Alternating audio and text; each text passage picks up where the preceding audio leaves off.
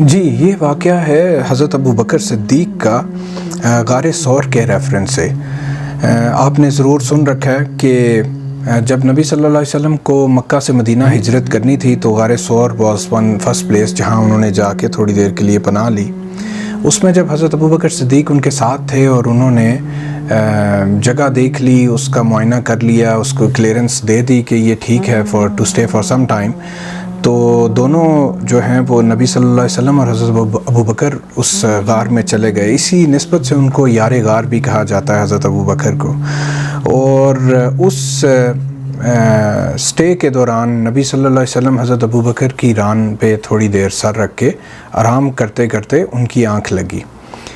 اس دوران حضرت ابو بکر کو سانپ ڈستا ہے ان کی ایڑی میں اور ان کو سخت تکلیف ہوتی ہے، لیکن صرف اس خیال سے کہ ان کی ٹانگ کی جنبش کی وجہ سے نبی صلی اللہ علیہ وسلم کے آرام میں خلل آئے گا، انہوں نے اس کو برداشت کیا۔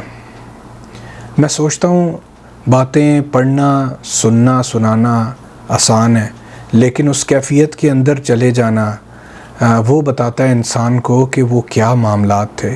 امیجن کریں محبت کی انتہا کیا ہوگی ان کے دل میں حضرت ابو بکر کے، کہ جن کو سانپ کے ڈسنے سے تکلیف بے انتہا ہے، مگر وہ ٹانگ کو جنبش نہیں دیتے، ہلتے نہیں ہیں، کہیں بھاگ کے اپنی ایمرجنسی میں علاج کرانے کا نہیں سوچتے، وہ یہ دیکھ رہے ہیں کہ جان چلی جائے گی۔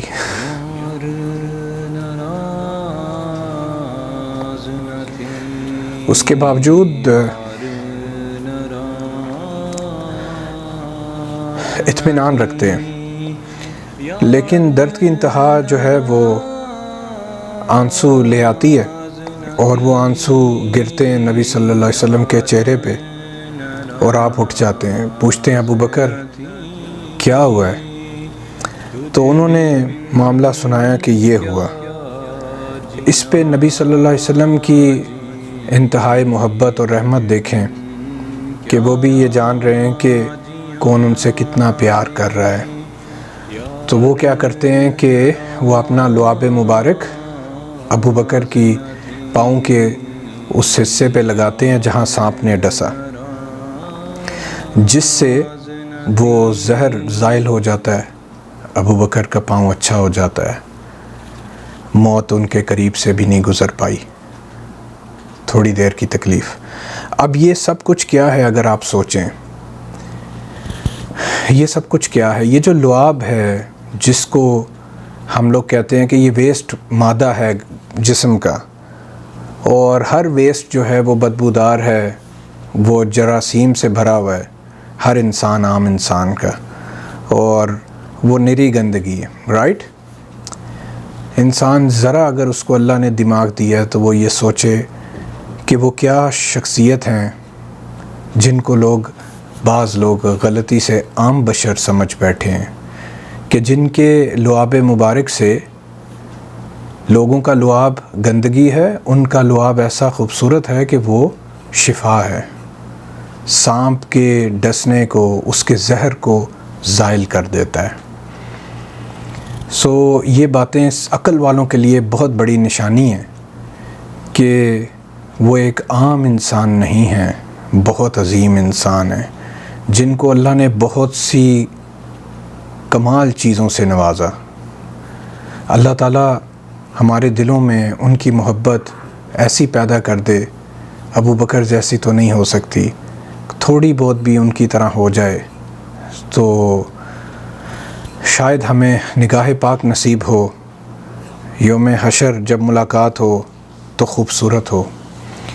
یہ واقعات سنانے کا مقصد اللہ کے نبی کی عظمت کا اظہار کرنا ہے، تھوڑا شیئر کرنا ہے، تاکہ ہم ان کو عام انسان سمجھ کے ان کی محبت سے دور نہ ہو جائیں۔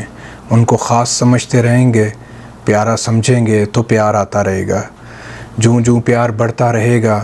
یہ ایک ایسی چیز ہے جو دلوں کو ایمان نصیب کرتی ہے، اور وہی لوگ جو نبی سے پیار کرتے ہیں اللہ تعالیٰ ان سے پیار کرتے ہیں۔ تو دعا تمنا یہ ہے کہ اللہ تعالیٰ ہمیں یہ سمجھنے کی توفیق دے دیں اور ان سے پیار کرنے والا بنا دیں۔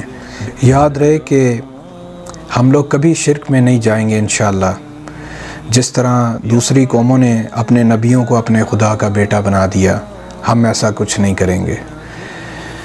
ہم انتہا حدوں کو کراس نہیں کریں گے۔ ان دا مین ٹائم اپنے نبی کی عظمت کو جانتے ہوئے ان سے پیار ضرور کریں گے، کرتے رہیں گے تاکہ ان کی بات مان سکیں، فالو کر سکیں، اور یہی فلاح کا رستہ ہے۔ میری دعا تمنا ہے اللہ سے کہ اللہ تعالی ہمارے دلوں کو خوبصورت بنا دیں ان کی محبت سے، اور ایمان والا بنا دیں انشاءاللہ۔ بہت خوش رہیں، دعاؤں میں یاد رکھیں، زندگی رہی یہ سلسلہ جاری رہے گا۔ تب تک کے لیے اجازت دیں۔ السلام علیکم ورحمۃ اللہ وبرکاتہ۔